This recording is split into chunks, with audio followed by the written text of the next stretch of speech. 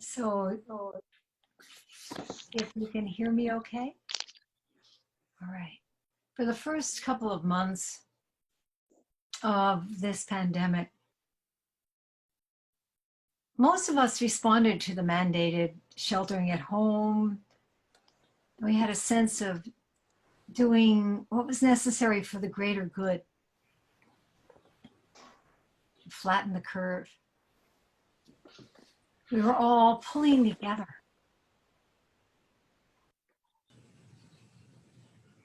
Streets and highways had barely any traffic. We rarely heard a plane. The air smelled so pure. Spring arrived with more birds and flowers than ever. Meanwhile, those deemed essential workers, doctors, nurses, orderlies, those delivering our mail, our packages, picking up trash, preparing food, staffing pharmacies, worked around the clock, putting their own lives and their families at risk on our behalf.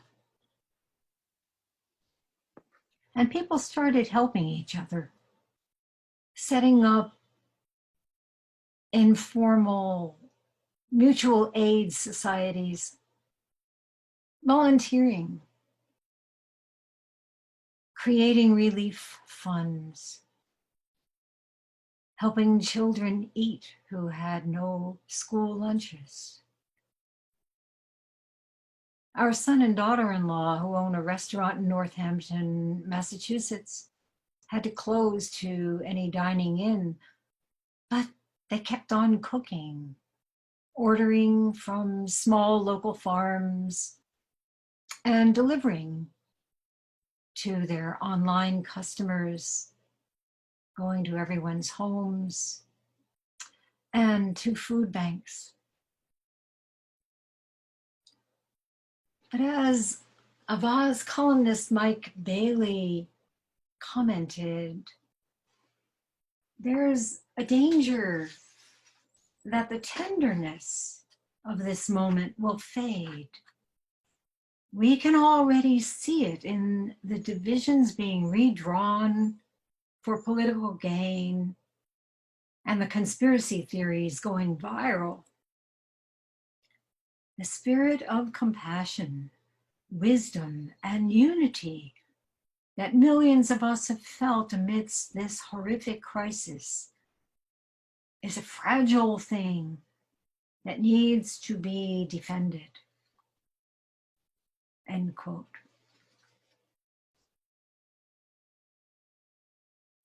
Upholding this spirit, fragile as it may seem, is our practice. Rather than defending our personal preferences, rights, and entitlements, we look at our own conduct. We see where we have fallen short, where we have hurt another, and vow to meet the ongoing moment with renewed tenderness.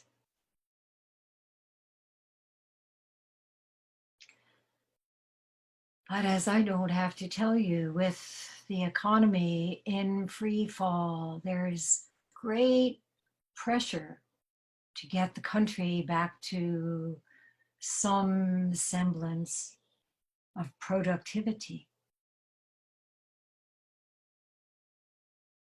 Donald G. McNeil Jr., the New York Times medical writer, noted a few days ago, millions of working people and small business owners who cannot earn money while sheltering at home are facing economic ruin.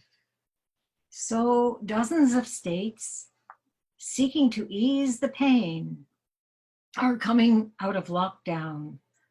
Most have not met even minimal criteria for doing so safely. And some are opening even as coronavirus cases rise, inviting disaster.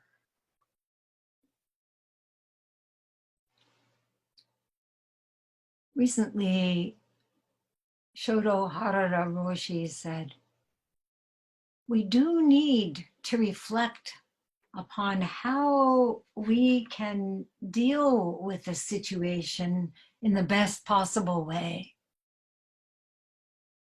What this means for us in our training is that we do need to have patience. It is not about yesterday and today only. We need to continue our efforts to see how we can live within challenging situations.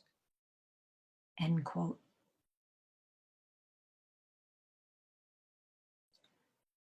Without this training, it's really hard to face each day with patient forbearance. With restrictions lifted, despite the warning to observe social distancing and wear masks when outdoors or in public places, there's been a rampant return to individualism. Don't tell me what to do. Don't mess with my freedom. I don't need to wear a mask. I was going to address you this morning wearing a mask. It's so important. Why do we do it? That's our bodhisattva vow, to protect others.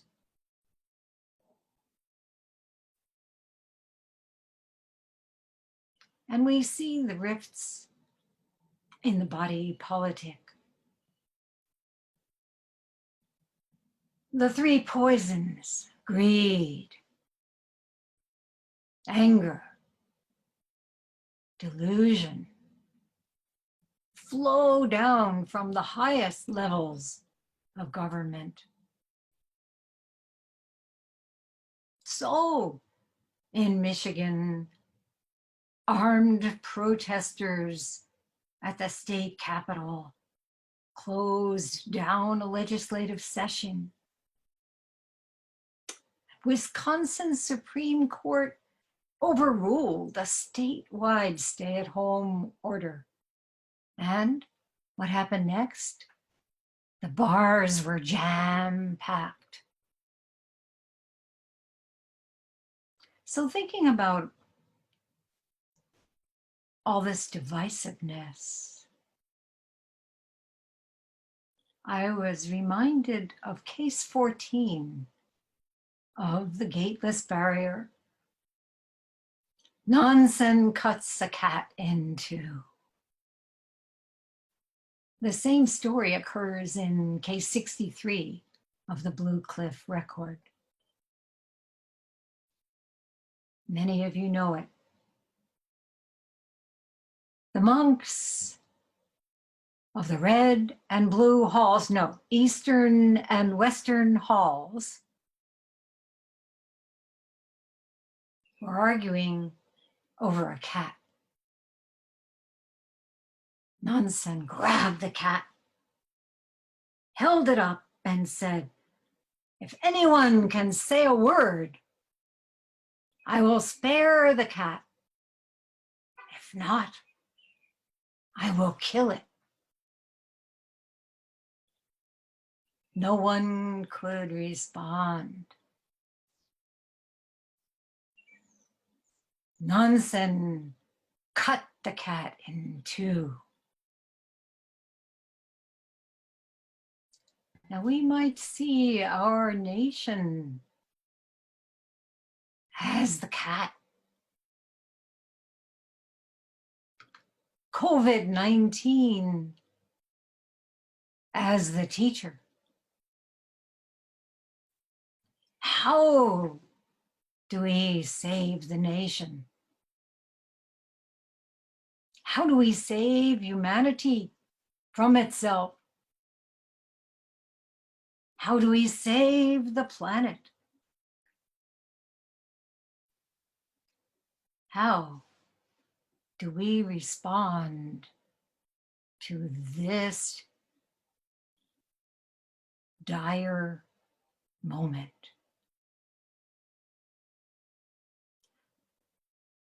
Well, our usual approach is to figure out who is right, who is wrong. So in the koan, we have these two groups, the monks of the Eastern and the Western halls. And each group is taking a different position.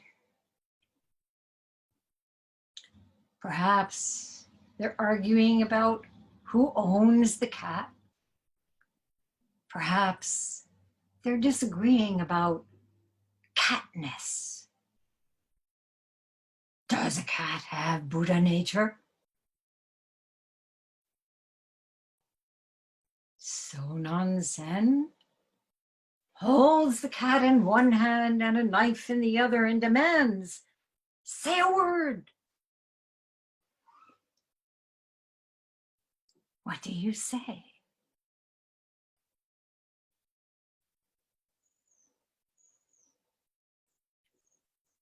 A typical answer to this koan is to shout, "Stop! Don't break the first precept."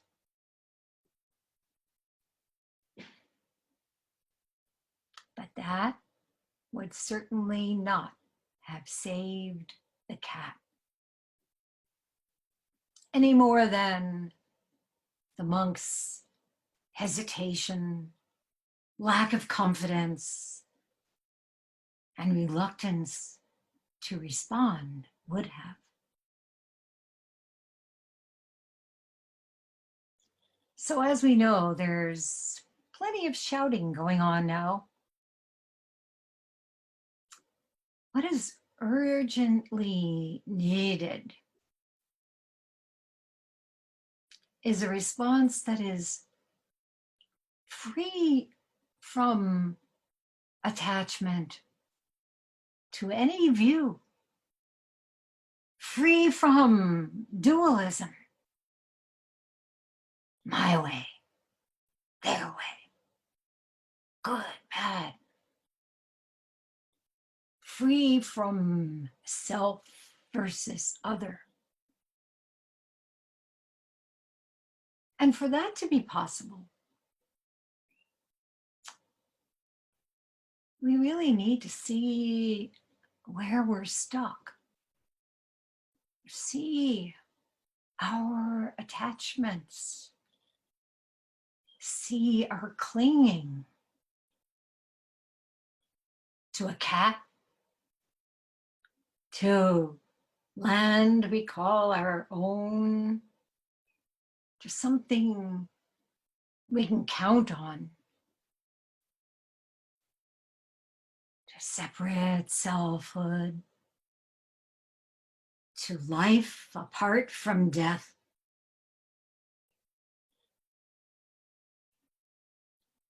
We, as practitioners, must become aware of the arguments in our own minds, the arguments that revolve around our views of how others should be, or what the right decision might be, how to ensure a good outcome, all the things that paralyze us. And maybe we want things to be as they were, unchanged, back to normal, pre-pandemic. We're told that the coronavirus will be around for a long, long time. We want resolution now. We really want a good ending to this story. We want it now. But all this wanting just gets us more entangled and more invested in dualism. Clinging can never be kept within bounds, as Sosan Zenji, the third ancestor, said. Quit it, and things follow their own courses, while essence neither departs nor abides. So how do we quit it? How do we loosen the hold of preferential mind, of choice and attachment?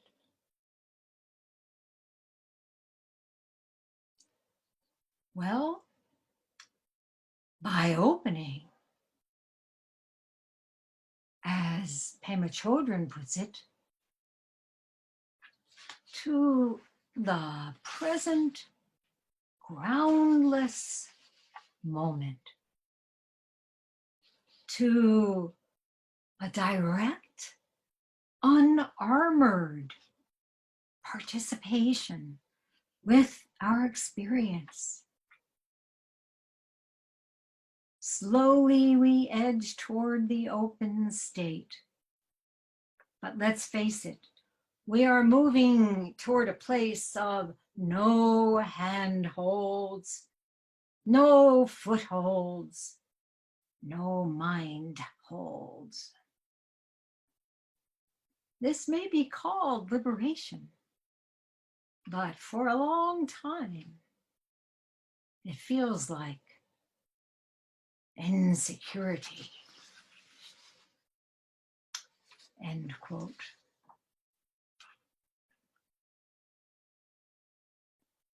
So we sit,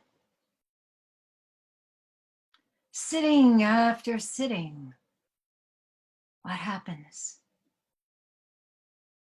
Trust in this groundlessness grows, deepens, and we discover that within ourselves is the master of circumstances, as Rinzai called it.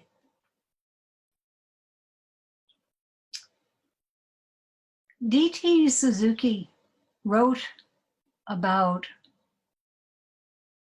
something called GU, Japanese GU, which literally means to be master of oneself. The word GU appears not only in the book of Rinzai, but even earlier in the sayings of Nansen. Dr. Suzuki said, While freedom or liberty means to be released from something, Jiyu means to be of and by itself, a much deeper meaning. Westerners always tend to think of something that comes from without, thou, as opposed to I. That necessitates their gaining freedom from the opposition thus produced. In the East, the innate function of a thing comes about with its being by and of itself. End quote. So Nansen demands, say a word and I'll save the cat. But no one can respond. There is no one who has realized being by and of itself. So he cuts through what comes from without with a blade that cuts two into one. Innately functioning by and of itself. Then there is just you, this, by and of itself. True liberation, true saving.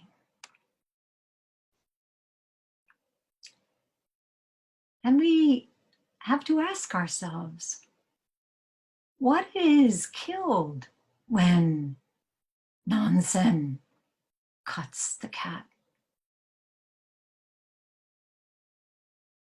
Can true nature be killed? Engo Kokugon says in his commentary in the Blue Cliff Record, the fact is that he, Nansen, really did not kill. This story does not lie in killing or not killing. If you go searching in emotions and opinions, then you turn against Nansen. Just see it right on the edge of the knife. If it exists, all right. If it does not exist, all right. If it neither exists nor doesn't exist, that is all right too. That is why an ancient said, when at an impasse, change. When you change, you can pass through. Every koan demands this of us. Every life situation, particularly right now, demands this of us. This is what the coronavirus is urging us to do. We are. Our nation is. The earth is at an impasse. Just like Zoom, we freeze. cannot respond. What should I do? And at that impasse, we must see what needs to be changed.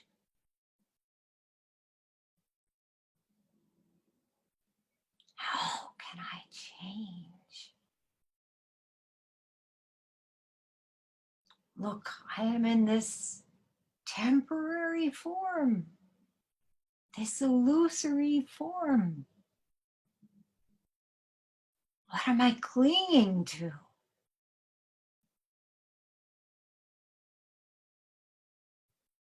When it disappears, then what?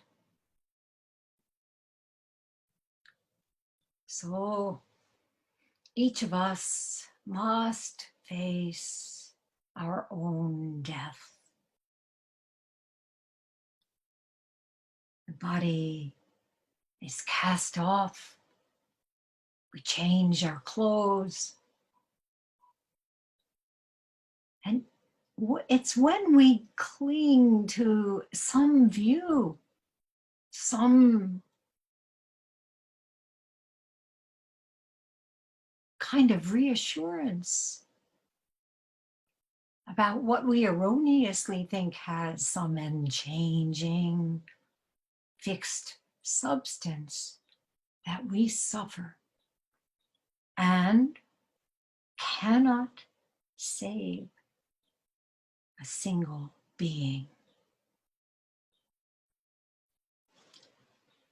You may remember in the Diamond Sutra, the passage where Buddha says, "Let no one say that the Tathagata cherishes the idea, I must liberate all living beings. Allow no such thought, Subhuti. In reality, there are no living beings to be liberated. If there were living beings for the Tathagata to liberate, he would be deceived by the idea of a separate individuality."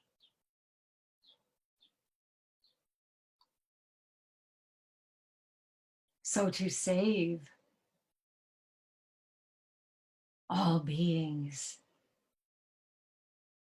however innumerable, to liberate beings from suffering, we must know this for ourselves. We cannot preserve anyone or anything from change, whether incremental or sudden. We can only respond directly with the wisdom and compassion that come from our intensive practice, from our experience of Jiyu, this by and of itself, this master within.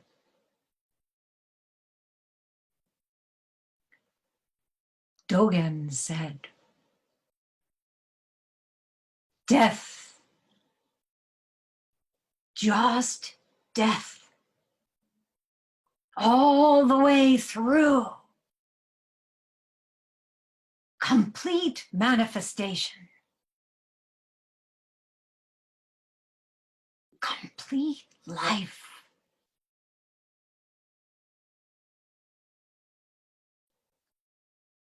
Or as Nansen's great disciple Joshu said in case 11, free to give, free to take, free to kill, free to save.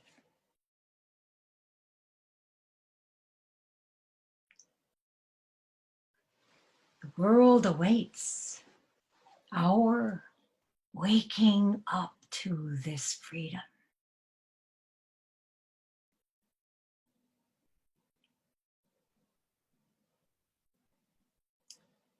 In the words of Bob Dylan, I see my light come shining from the west down to the east. Any day now, any way now, I shall be released.